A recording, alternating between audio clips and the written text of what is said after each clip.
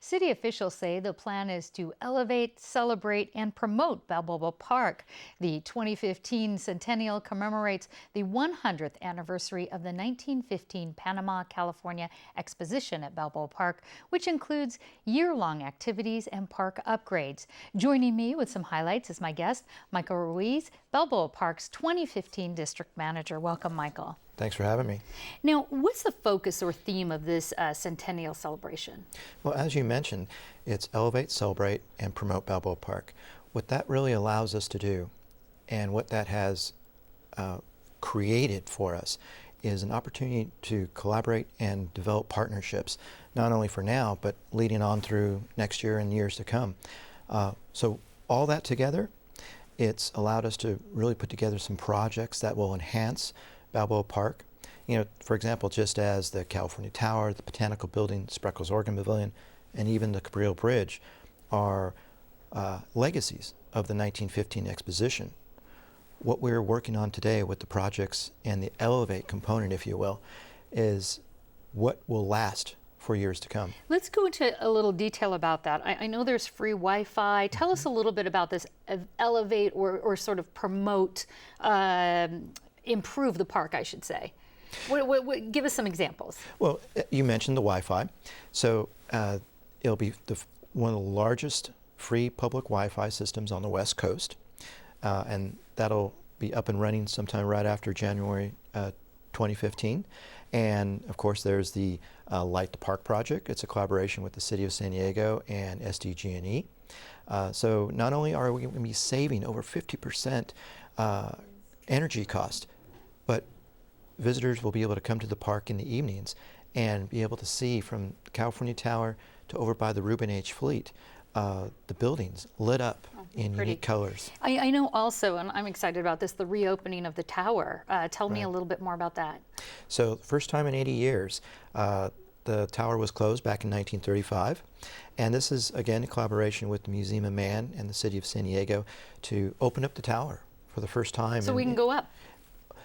All the way up. And so they'll have tours that you'll be able to go on, and they'll be programmed throughout the day. How exciting, a nice panoramic view from up there, I understand. 360-degree view, some of the best views in town. I know the celebration begins actually December nights on December 5th. What are a few of the other special events right around the holidays being planned?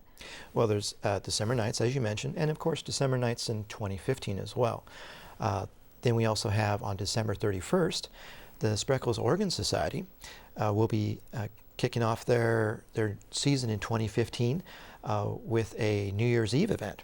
So the Spreckels Organ Pavilion is also turning 100 years, and with the addition of a few extra pipes, going to be one of the largest outdoor organs in the world. And I looked at some of the celebrations aside from the pavilion. There's something that's also a garden party. Tell us about that. So the City of San Diego, for their signature spring event, will have the Garden Party for the Century. It's a collaboration with not only the San Diego Floral, San Diego Botanical, San Diego Zoo, Friends of Balboa Park. We're going to kick it off on April 24th, which is Arbor Day.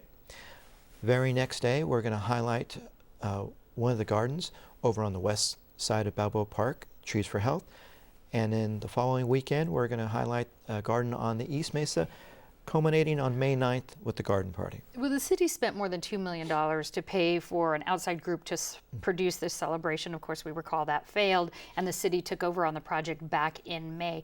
Why does the city still feel it's important to have this, year-long, 100-year celebration? Well, Balboa Park is really the city's park, if you will. I mean, not only the city of San Diego, but the region's park. And it being 100 years, we need to highlight what is really the jewel of the city and enhance it for years to come. This is a scaled-down version, of course, of what the city had initially envisioned for this. How many visitors are you expecting?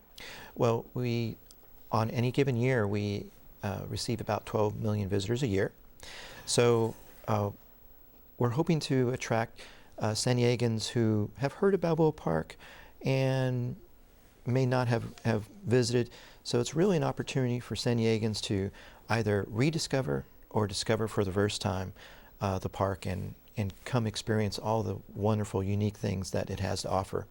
It's one of my favorite places in the city. Michael Ruiz, thanks so much. And I want to let folks know they can see more about the celebration and information by going to our website, kpbs.org. Thanks. Thank you.